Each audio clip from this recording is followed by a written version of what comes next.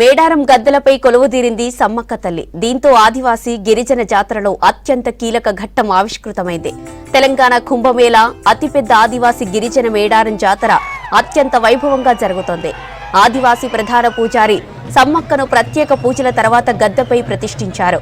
చిలకలగుట్ట నుంచి సమ్మక్క తల్లిని ఆదివాసీ గిరిజన పూజారులు మేడారం తీసుకొచ్చారు. శాఖ ఆరబోసి ఊదు ముట్టించి అమ్మను కొలువుదీర్చారు. సమ్మక్క గద్దెలపై దర్శనమిస్తుండటంతో భక్తజనం పులకించిపోతుంది.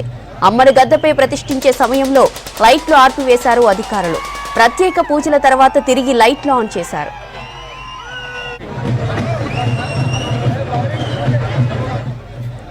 సరిగ్గా 2 ఏళ్ల తర్వాత అడవిలో నుంచి జనంలోకి వచ్చింది సమ్మక్క తల్లి. చిలకలగుట్ట నుంచి ఆదివాసీ గిరిజన పూజారులు సమ్మక్క తల్లికి ప్రత్యేక పూజలు చేసి మేడారం బయలుదేరారు. కుంకుమ భరిణి రూపంలో ఉన్న సమ్మక్కను భక్తి శ్రద్ధలతో గద్దెలపై ప్రతిష్ఠించేందుకు తీసుకొచ్చారు. కోట్లాది మంది భక్తుల కొంగు బంగారమైన సమ్మక్క గద్దెపై కొలువుదీరడంతో భక్తులు అమ్మ దర్శనానికి తరలివస్తున్నారు. చిలకలగుట్ట నుంచి మేడారానికి 2 కిలోమీటర్ల దూరమే అయినా దాదాపు 2 గంటల సమయం పట్టింది. అడవి తల్లికి అడుగడుగున డప్పు చప్పుల్లో, కొమ్ము, కోయ నృత్యాలు, మేళతాళాలతో స్వాగతం పలికారు భక్తులు. ఎర్రటి వస్త్రాలు కట్టుకున్న పూజారులు అత్యంత నియమనిష్టలతో అమ్మను చిలకలగుట్ట నుంచి మేడారం వరకు తీసుకొచ్చారు. అమ్మవారి రాకకు స్వాగతం పలుకుతూ ములుగు జిల్లా ఎస్పీ శబరీష్ 3 రౌండ్లు గాల్లోకి కాల్పులు జరిపారు. రాష్ట్ర మంత్రి, స్థానిక ఎమ్మెల్యే సీతక్క, ఇతర జిల్లా అధికారులు ప్రభుత్వం తరపున సమ్మక్కకు స్వాగతం పలికారు.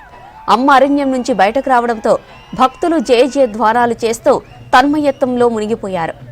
చిలకలగుట్ట నుంచి మేడారం వరకు భక్తజన సంద్రమైంది. ఎక్కడ చూసినా ఇసుకేస్తే రాలనంతగా భక్తులు అమ్మకు స్వాగతం పలికేందుకు పోటీపడ్డారు.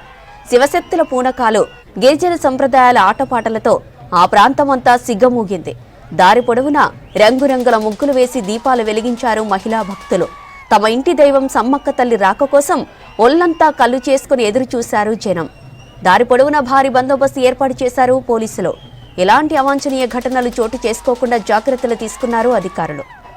సమ్మక్క ప్రతిష్ఠ కోసం మేడారం గద్దెల దగ్గర సాయంత్రం నుంచి పూజారులు ప్రత్యేక ఏర్పాట్లు చేశారు. గద్దెలను శుద్ధి చేసి ముగ్గులు పెట్టి రంగురంగుల పూలతో అలంకరించారు. మధ్యాహ్నమే సమ్మక్క గద్దెల మీద వెదురుకర్ర ఉంచి పూజలు చేశారు. ఆ తర్వాత మేడారం శివారులోని సమ్మక్క గుడికి వెళ్లారు. సమ్మక్కను తీసుకొచ్చే కార్యక్రమం ప్రభుత్వ లాంఛనాలతో జరిగింది. మేడారం మహాజాతర కన్నుల పండువగా జరుగుతోంది. మేడారం గద్దెలు, క్యూలైన్లు, పరిసరాలు, జంపన్నవాగు ఇలా ప్రతి చోట ఇసుకేస్తే రాలనంతగా జనం పోటెత్తారు. మహాజాతరకు భక్తులు లక్షలాదిగా తరలివస్తున్నారు. 2 ఏళ్లకోసారి జరిగే వనదేవతల పండుగకు రాష్ట్రం నలుమూలల నుంచే కాకుండా ఛత్తీస్గఢ్, మధ్యప్రదేశ్ నుంచి భక్తులు పెద్ద సంఖ్యలో వస్తున్నారు. గతంలో మొక్కిన మొక్కులు నెరవేర్చిన అడవి తల్లులకు నిలువెత్తు బెల్లాన్ని బంగారంగా సమర్పించుకుంటున్నారు. భారీ జనసందోహం ఉన్న గద్దెల దగ్గరకు చేరుకుని కుంకుమ భరణి రూపంలో ఉన్న సారలమ్మకు పసుపు, కుంకుమలు, ఒడిబియ్యం సమర్పించుకుంటున్నారు ఆడపడుచులు. రేపు రాష్ట్ర గవర్నర్ తమిళిసై, ముఖ్యమంత్రి రేవంత్ రెడ్డి మేడారం వెళ్తున్నారు. ప్రత్యేక హెలికాప్టర్లో మేడారం చేరుకుని గద్దెలపై కొలువుదీరిన సమ్మక్క, సారలమ్మ, పగిడిద్దరాజు, గోవిందరాజులను దర్శించుకోనున్నారు. రాష్ట్ర ప్రభుత్వం తరపున ఆదివాసీ దేవుళ్లకు పట్టు వస్త్రాలు సమర్పించనున్నారు. నిలువెత్తు బంగారం ఇచ్చి మొక్కులు తీర్చుకోనున్నారు గవర్నర్.